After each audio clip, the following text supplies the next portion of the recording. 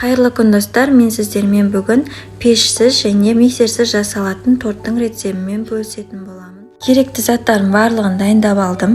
220 грамм қант, 140 грамм ұн, 10 грамм қопсытқыш, 100 грамм күнбағыс майы, 3 жұмыртқа, 40 грамм какао және бөлме температурасындағы 200 грамм сүт.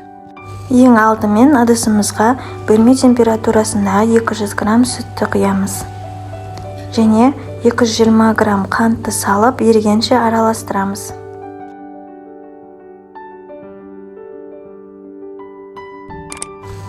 Үш жұмыртқаны салып, араластырамыз.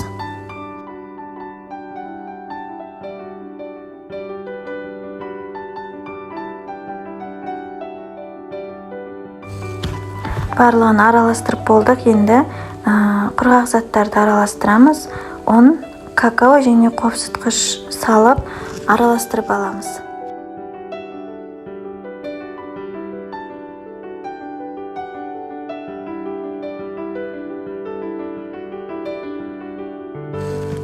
Дайын болған массамызға күнбағыс майын салып араластырамыз.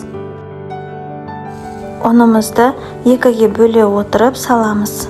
Барлығын бірден салуға болмайды.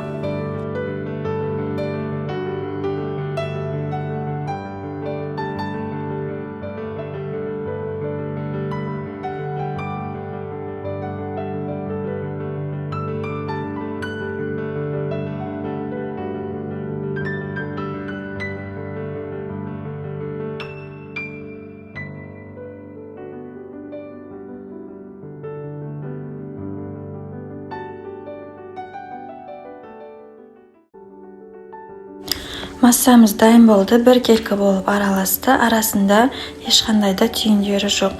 Енді қызып тұрған табада пісіретін боламыз.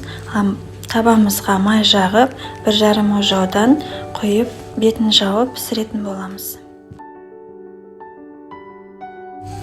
Міндетті түрде баяу отта пісіру қажет және беті жабық болу қажет.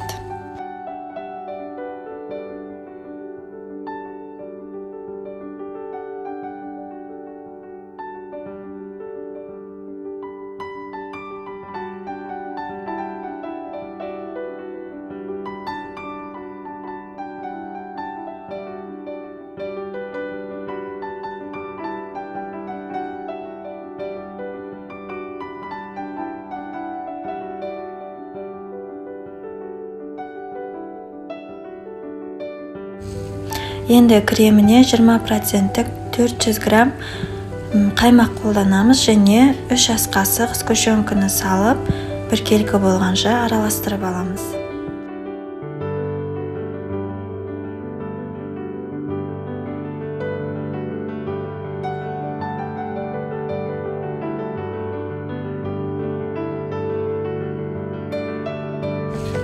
Корж дайын болды. Менде 6 корж шықты. Енді арасына кремін жағып, тортымызды жинайтын боламыз.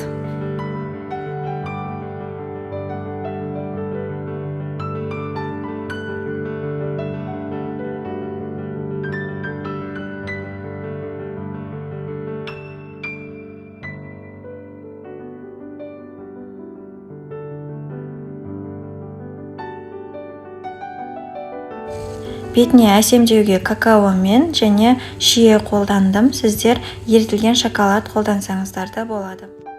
Біздің пешсіз және миксерсіз 15 минутта жасалатын тортымыз дайын болды. Дәмі енді өте керемет, әрі жұмсақ болды. Сіздер де дәл осы рецептпен жасап көріңіздер. Рецепт ұнаса лайк басып тіркеліп кетіңіздер. Назарларыңызға рахмет.